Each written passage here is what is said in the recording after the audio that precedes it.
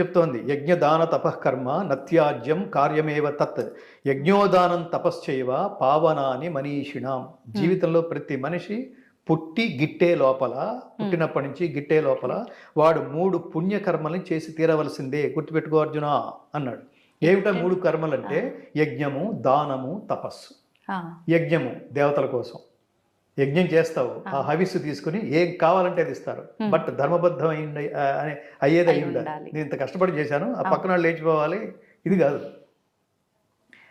అట్లాగే దానము ఎవరికి, ఆర్తులకి, ఎవరైతే అన్నార్తులు ఉన్నారో, ఎవరైతే ఖచ్చితంగా దానం స్వీకరించవలసిన స్థితిలో ఉన్నారో వాళ్ళు ఖచ్చితంగా దానం చేయవలసిందే.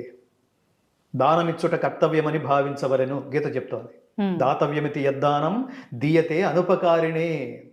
నా ప్రత్యుపకారాన్ని నేను ఆశించకుండా దానం చేస్తాను అనుకుంటూ దానం చేయాలి. దానం చేసేటప్పుడు కూడా అపాత్ర దానం చేస్తే అవన్నీ ఆ 3 రకాలైన సాత్విక, రాజసిక, తామసిక 3 దానాలకి ప్రధానంగా మనం ఆలోచించవలసింది దేశకాల పాత్రముల నిరిగి, వాడి అర్హత నిరిగి. నేను ఎప్పుడు చెప్తుంటాను, God gives you what you deserve, not what you Dzire. దేవుడు కోరికని బట్టివాడు, అర్హతను బట్టి ఇస్తాడు. దేవుడే అలా ఇస్తున్నప్పుడు నువ్వు ఆ మార్గంలో నడవద్దు. నువ్వు కూడా అర్హత లేకుండా ఎవరికి ఏమీ ఇవ్వద్దు. ఉద్యోగ అవకాశం ఇవ్వద్దు, మావాడు, మా క్యాస్ట్ అట్లా అనుకునే అవకాశాలు ఇచ్చేద్దు. సమాజం నాశనం అయిపోతుంది, ఫ్యామిలీలు నాశనం అయిపోతాయి, వ్యవస్థలు నాశనం అయిపోతాయి. కాబట్టి 3వది తపస్సు. ఆ తపస్సు ఏమిటంటే ఎవరి కోసం తపస్సు చేయాలి? పరమాత్మ అనుగ్రహం కోసం.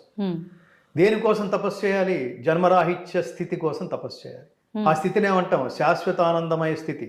అది ఎవరు ఇవ్వగలరు? పరమాత్మే.